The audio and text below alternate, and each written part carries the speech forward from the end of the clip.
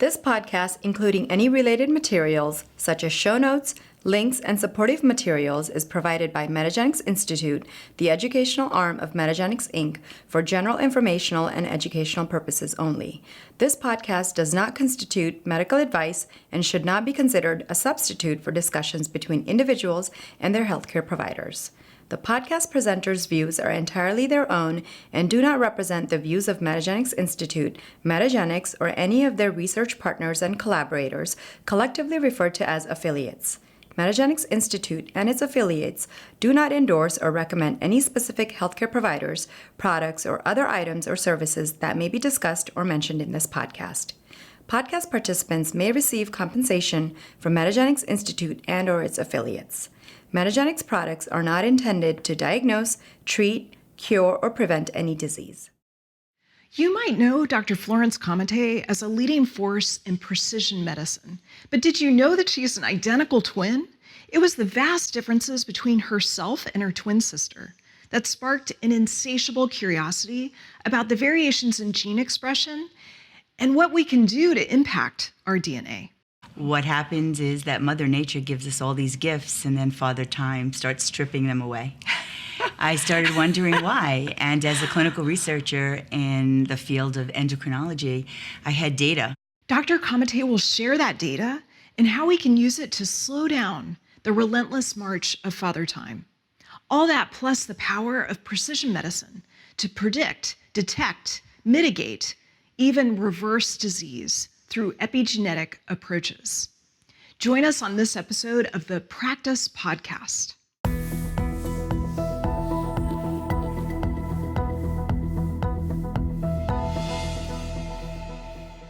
I'm here today with Dr. Florence Comite, and I'm so excited that you're here with me. I want to share with people how you got into this work with precision medicine. You've got a really interesting past.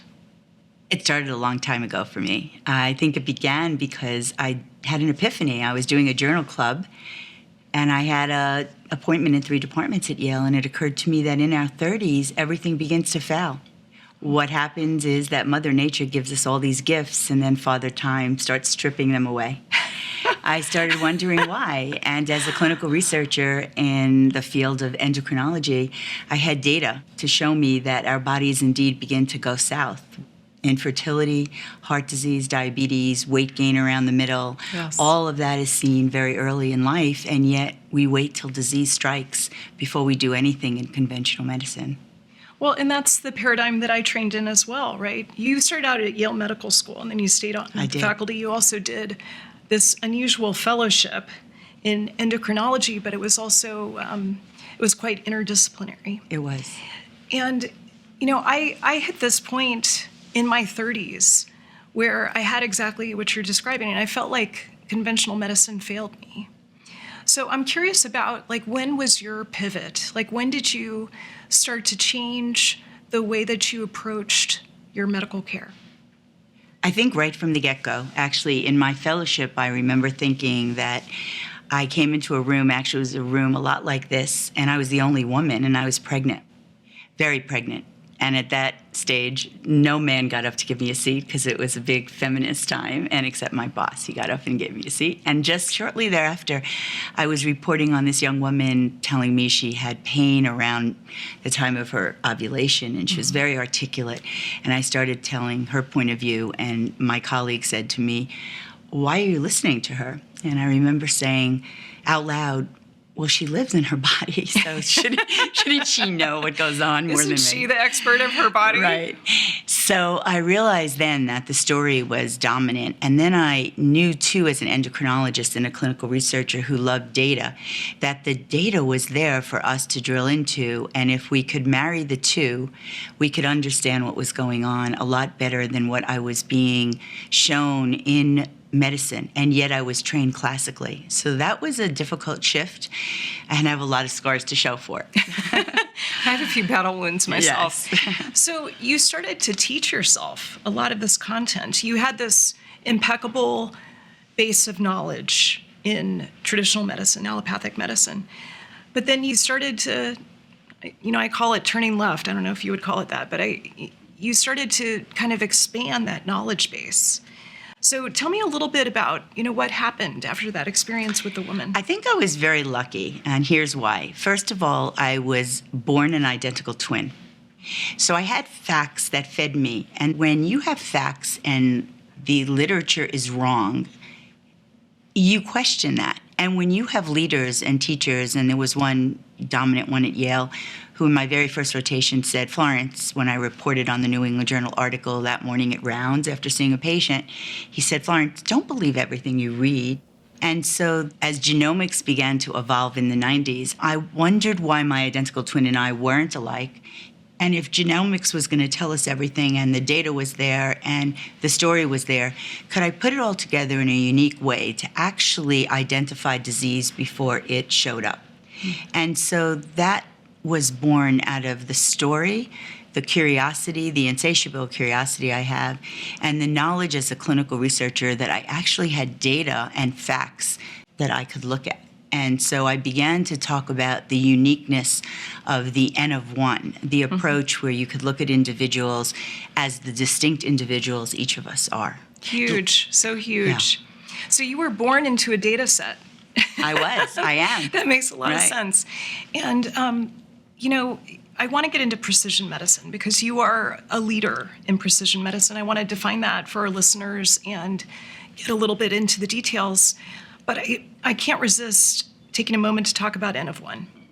Because when I went through my training, what I was taught in terms of evidential hierarchy is that there's the randomized trials, there's the prospective cohort studies, there's the case control, kind of all lesser in terms of evidence. But I was actually taught by epidemiologists that the N of one trial was the highest quality evidence because you're able to personalize, you're able to individualize. And it's very different than having a population where you're looking at, one drug versus placebo or one natural ingredient versus placebo. The N of one trial is so much more powerful. So can you say something about the N of one trial? Like why did that become compelling to you? It became compelling to me because we know that the reason you have to do evidence-based medicine, the major big trials, and you cut out the differences between people is because we're all so different. And in order to get findings, you need to cut out the differences. So we do these trials in thousands of people only to then apply them to everybody who's different while we're studying the same kinds of people. And that's why N of one is so powerful because here you're looking at one person using that same person as his or her own control. So you're starting out with the real data, you're doing an intervention, and then you're looking at findings, comparing that person before and after. And that is the most powerful way to do it. In my case, having an identical twin, who, by the way, born with the exact same genes, correct? But changing those genes in utero, because we implant in different environments, and then we grow up we can't exist in the exact same place doing the exact same thing. And I knew that right from the get-go. We're a natural experiment in time. That's why identical twins aren't 100% identical. I can live on sashimi. My sister won't touch fish. And why is that? I don't get that. And that's what started me on my own trailblazing. And yet I remember the patronizing pats on the head I would get from some very serious professors telling me there's no such thing as N of one. And I would say, okay, let's wait and see. Yeah. Absolutely. So precision medicine, how do you define it? So precision medicine is a term that I have used for a very long time. In fact, I wrote a book, Keep It Up, for men, because it was so little out there, and I've enjoyed your books, the most recent being Younger, I guess. And so precision medicine to me is taking data and predicting, detecting, reversing, and owning genes. And so your genes do not have to be your destiny, and you can actually then change the very course of your lifetime to own your health span. So precision medicine to me is marrying the personalization of medicine, which I feel very strongly belongs in every field of medicine, that as physicians we are personal, and we can't be personal and we shouldn't be physicians, but marrying it to data about each human being. And with that data, you can have a powerful impact, as you know well, because I heard your story last night, that the very notion that your mother practically starved herself when she was carrying you had an impact on not only your genes, but actually 5 generations beyond you. And so by understanding that data and where those influences came from, you have the ability to change how your genes express themselves. Your genes do not have to be your destiny, and you can actually then change the very course of your lifetime to own your health span. In effect, living life to the fullest till the very last moment in great health instead of declining into disease. So I don't think of diseases as diseases. I think of them as disorders of aging. And I think we can do far better than just look at the root cause of disease. I think that's a wonderful starting point. But I think we can also look at predicting and detecting way before disease emerges. And we can start actually in utero, but we can certainly start in children. I absolutely love this. I feel like you're speaking directly to my soul. And I feel like we've got a very similar why. How do we scale this? You have a model that's quite proven with your practice in New York. How do we scale this? I am on the verge of doing just that. I've actually started a company called Quantiome and just raised seed financing. Congratulations. Thank you. That was hard because I've waited years for the timing to be right. And what it is, it's taking the proof of concept and turning it into the neural network, or AI, starting with what's called MVP, or minimally viable product. And I'm planning to put it into test bi-coastal. And I want to test employees of self-insured companies direct to them, hoping that it will increase productivity, allow people to own health information at where they can put it into action immediately. They can decide how to eat that's right for them, how to live, how to activity, what is in their future that doesn't necessarily have to go down that health trajectory, and instead they can own their health for life. And so that's what we're building now, and that it will not cut doctors out of the equation. I think doctors are very relevant to what we need to do, but they will be contributing in a different way. They will be working in sync with data and information that we can't possibly own. This is beyond us. Yes. This is the future. It's so exciting to me. And I'm just thrilled that you're on this path as a trailblazer.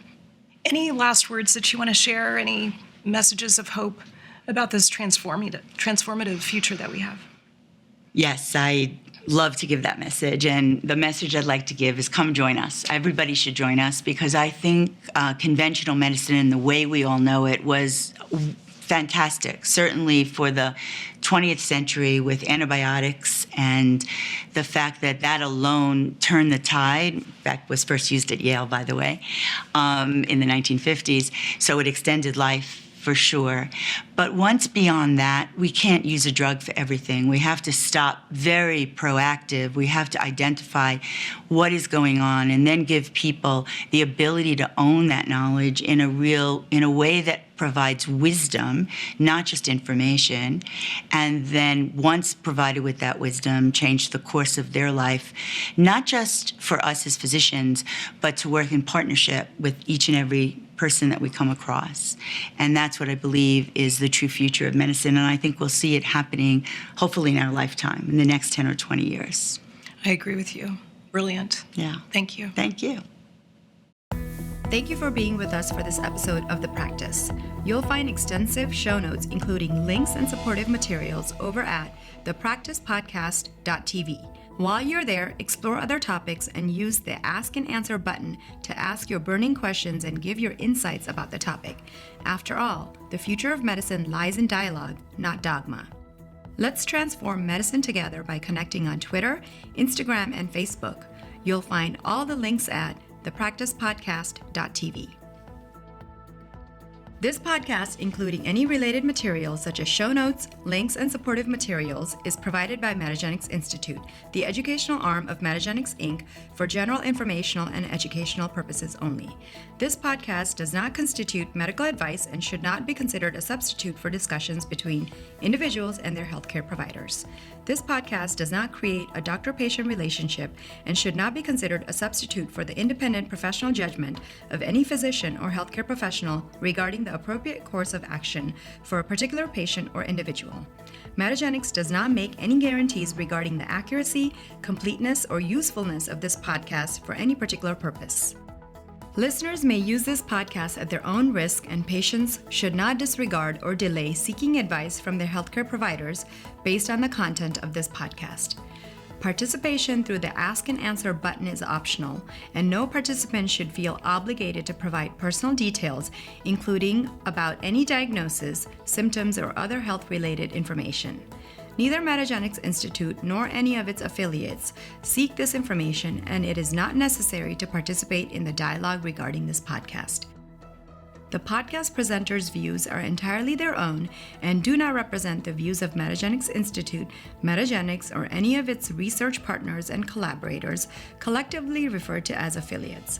Metagenics Institute and its affiliates do not endorse or recommend any specific healthcare providers, products, or other items or services that may be discussed or mentioned in this podcast. Podcast participants may receive compensation from Metagenics Institute and/or its affiliates.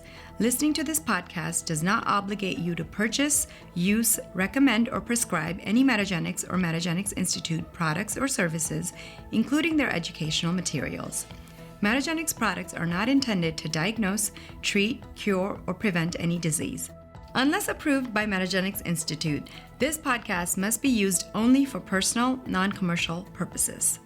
This podcast has no independent economic value and is intended to comply with all applicable laws. It may be rescinded, revoked, or amended at any time without notice. Listeners who are patients should talk to their healthcare providers if they have any questions regarding the content discussed in this podcast. Listeners who are healthcare professionals may obtain more information by visiting metagenicsinstitute.com, calling 888-690-8500, or emailing med@metagenicsinstitute.com.